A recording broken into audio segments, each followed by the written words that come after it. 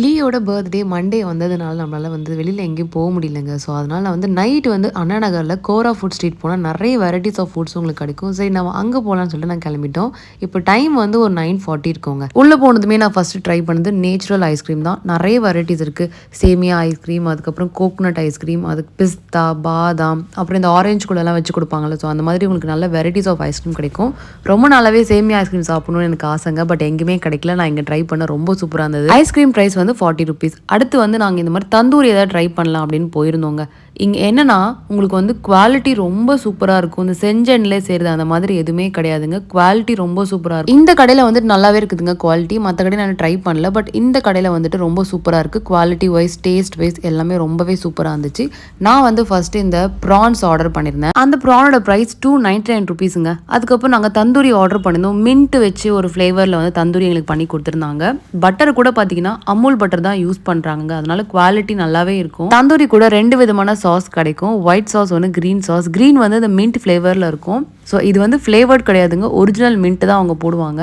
So நல்லாவே இருக்குதுங்க. ரொம்ப அதாவது சிக்கன் நல்லா சாஃப்டாக ரொம்ப டேஸ்ட்டாக இருந்துச்சு. மற்ற கடையில் வந்து நம்ம தந்தூரி நான் அந்த மாதிரி க்ரில்லாம் ட்ரை பண்ணும்போது சிக்கன் கொஞ்சம் ஹார்டாக இருக்கும். உள்ள வரைக்கும் அந்த உப்பு காரம் இறங்கியிருக்காதுங்க. இவங்க இந்த பட்டர் போட்டு நல்லா வந்து இந்த வேக வைக்கிறதுனால சிக்கன் சூப்பராக சாஃப்டாக வெந்திருக்கும். அடுத்து வந்து மொஜிட்டோ ஆர்டர் பண்ணியிருந்தோம். மொஜிட்டோ வந்துட்டு இந்த மாதிரி நல்லா மின்ட் ஃப்ளேவரில், நான் வந்து லெமன் அண்ட் மின்ட் ஃப்ளேவர் தான் ஆர்டர் பண்ணியிருந்தேன். நல்லா சூப்பராக பண்ணி கொடுத்துருந்தாங்க. இப்படி தாங்க மொஜிட்டோ மேக் பண்ணுறாங்க பாருங்கள். ஒரு கப் மொஜிட்டோட ப்ரைஸ் 110 rupees. பட் நம்ம ஹையாக இருக்குன்னு யோசிக்க வேணாங்க. அவங்க கொடுக்குற அந்த கப் இருக்கு இல்லையா, அது வந்து நம்பர் 5 பிளாஸ்டிக்கில் இருக்கு இல்லையா. 1 2 3 4னா போட்டிருந்தா அந்தளவுக்கு நம்ம யூஸ் பண்ணக்கூடாது. பட் நம்பர் 5ன்றது குவாலிட்டியான பிளாஸ்டிக், நம்ம யூஸ் பண்ணலாம். ஸோ அந்த மாதிரி குவாலிட்டியான உங்களுக்கு வந்து ஒரு கண்டெய்னரில் கொடுக்கறதுனால தாராளமாக நம்ம கொடுத்து வாங்கலாங்க. ஸோ இந்த கடையில் தான் நாங்கள் அதை ட்ரை பண்ணியிருந்தோம். இங்கே மட்டும் இல்லை, மோஸ்ட் ஆஃப் த கடையில் வந்துட்டு உங்களுக்கு நல்லாவே அந்த குவாலிட்டியான ஒரு ஃபுட் இங்கே கிடைக்குது. அடுத்து ஆப்பம் தேங்காய் பால் தான் நாங்கள் ஆர்டர் பண்ணியிருந்தோம். ஆப்பம் கூட எப்படி மேக் பண்ணுறாங்கன்னு பாருங்கள். நான் இது வரைக்கும் ஆப்பமே செஞ்சது கிடையாது, எனக்கு செய்யவும் தெரியாது. அதுவும் இல்லாமல் இட்லி மாவு கூட எனக்கு அந்தளவுக்கு பதமாக அரைக்க தெரிலங்க. மற்றபடி நான் கொஞ்சம் கொஞ்சமாக லேர்ன் பண்ணிட்டு தான் இருக்கேன். இந்த நான்வெஜ் ஐட்டம் எல்லாமே சூப்பராக பண்ண ஆரம்பிச்சிட்டேன். இந்த மாதிரி இந்த இட்லி தோசை மாவு, அப்புறம் இந்த ஆப்ப மாவெல்லாம் எனக்கு அரைக்க தெரில. அரைச்சி ட்ரை பண்ணலாம் கூட சொதப்பெல்லாம் வருதுங்க.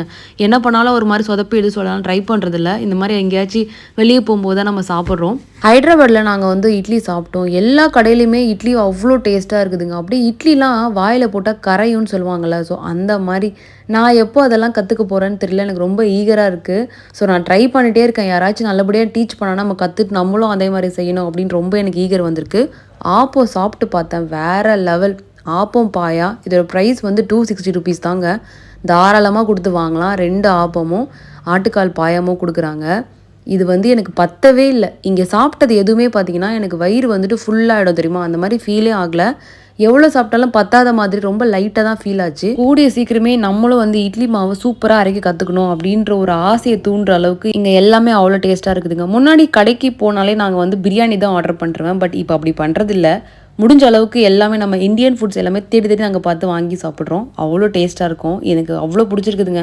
நம்மளோட இட்லி தோசையே வந்து நம்ம வெரைட்டி ஆஃப் வேறு நம்ம ஸ்டேட்டில் போய் நம்ம ட்ரை பண்ணும்போது ரொம்ப டேஸ்ட்டாக டிஃப்ரெண்ட்டாகவும் இருக்குது. நெக்ஸ்ட் டைம் வந்தால் இந்த கடையில் கண்டிப்பாக ட்ரை பண்ணணும்னு எனக்கு ஒரு ஆசை இருக்குது. ஏன்னா மலேசியன் டிஷஸ் எல்லாமே இங்கே வச்சிருக்காங்கன்னு மென்ஷன் பண்ணியிருக்காங்க. ஃபைனலாக இட்லியும் இந்த சிக்கன் கிரேவியும் ஆர்டர் பண்ணியிருந்தோம். ரொம்ப சூப்பராக இருந்துச்சுங்க, குறை சொல்ல முடியாது. அவ்வளோ டேஸ்ட்டாக இருந்துச்சு. நல்லா சாப்பிட்டுட்டு நாங்கள் வெளியில் வரோம். முன்னாடி பார்த்தீங்கன்னா அண்ணா நகர் வந்து ஒரு பாஷான ஏரியாவாக இருக்கும். பிராண்டடான ஷாப் பார்த்தீங்கன்னா கலானி கேத்தன், அதுக்கப்புறம் திவா, இந்த மாதிரி பெரிய பெரிய ஷாப் தாங்க இங்கே இருக்கும். ஆனால் இப்போ ரீசெண்டாக இந்த லாஸ்ட் 2 years பார்த்தீங்கன்னா ஃபுல் அண்ட் ஃபுல் ரோட்டில் ஃபுல்லாக இந்த ஃபுட் ஸ்ட்ரீட்டாகவே ஆன மாதிரி இருக்குது. அண்ணா நகர் மாதிரியே இல்லை, ஃபுல்லாக ஃபுட் ஸ்ட்ரீட் மாதிரி தான் இருக்குது. பிளாட்ஃபார்மில் வந்துட்டு நிறைய இந்த குட்டி குட்டியாக ஷாப் பார்த்தீங்கன்னா அழகழகாக இருக்குதுங்க. நிறைய இந்த ப்ரௌனி, கேக் ஷாப், அந்த மாதிரி டிஃப்ரெண்ட்டாக வந்து நிறைய போட்டிருக்காங்க.